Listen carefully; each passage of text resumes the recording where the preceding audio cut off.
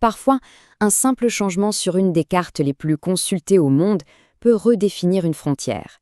Et ça a de profondes implications géopolitiques. On parle de la nouvelle représentation du Sahara marocain sur Google Maps, une mise à jour qui nous en dit long, vraiment très long, sur le pouvoir des cartes à notre époque, l'ère du numérique. Alors, commençons par le début, parce qu'il y a tout déclenché, le changement visuel lui-même. C'est simple en apparence, mais c'est extrêmement puissant. Voilà, c'est ça, le cœur du sujet.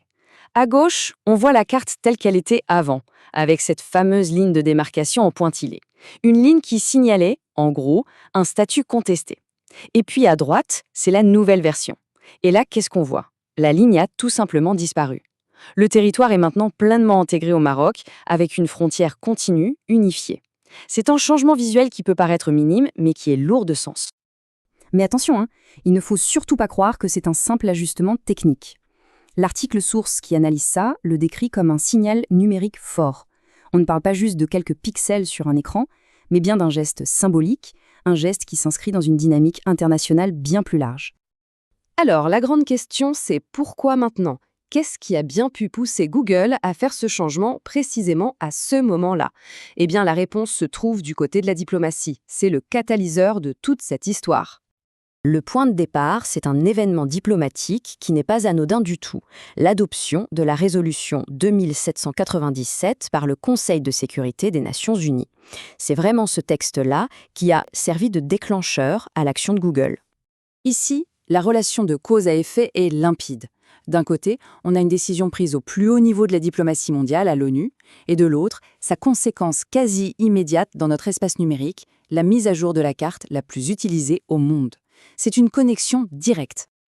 Ok, donc on a vu le quoi et le pourquoi. Mais il reste la question essentielle. Quelle est la véritable portée de ce changement? C'est là qu'on va creuser un peu pour toucher au sens profond de cette mise à jour. Oui, pourquoi un simple changement sur une carte en ligne suscite-t-il autant de débats, autant d'analyses? La réponse, elle se trouve dans une pratique que les géants de la tech ont longtemps, très longtemps utilisée. Pour bien comprendre l'importance de ce geste, il faut saisir ce concept clé, l'ambiguïté cartographique.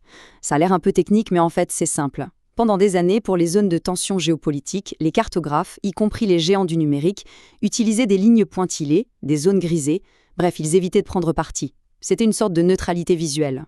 L'essentiel à retenir, c'est que cette mise à jour marque une véritable rupture. Elle signifie plusieurs choses. D'abord, que la carte s'aligne maintenant sur l'ordre diplomatique établi par l'ONU. Ensuite, qu'elle met en point final à cette fameuse ambiguïté cartographique. Ça révèle aussi une tendance de fond, les géants de la tech s'alignent de plus en plus sur les décisions des grandes institutions.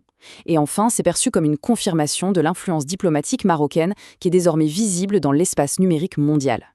En conclusion, cet événement, ce n'est pas juste un cas isolé. Non, ça illustre une tendance de fond, un vrai changement de paradigme dans la façon dont notre réalité est cartographiée en ligne. Ce qu'il faut vraiment retenir, c'est ce passage de l'incertitude à la confirmation. Les cartes numériques arrêtent d'être ambiguës pour finalement refléter des réalités diplomatiques. On dirait bien que l'ère de la neutralité visuelle à tout prix est révolue, remplacée par un espace numérique qui enregistre et diffuse le consensus international. Et tout ça, ça nous laisse avec une question assez fascinante pour l'avenir. Si hier, les cartes étaient l'œuvre des explorateurs et des États, aujourd'hui, on voit bien que les géants de la technologie sont au cœur du jeu. Alors, qui aura le pouvoir de dessiner et donc de définir les frontières du monde sur nos écrans demain? La question reste ouverte.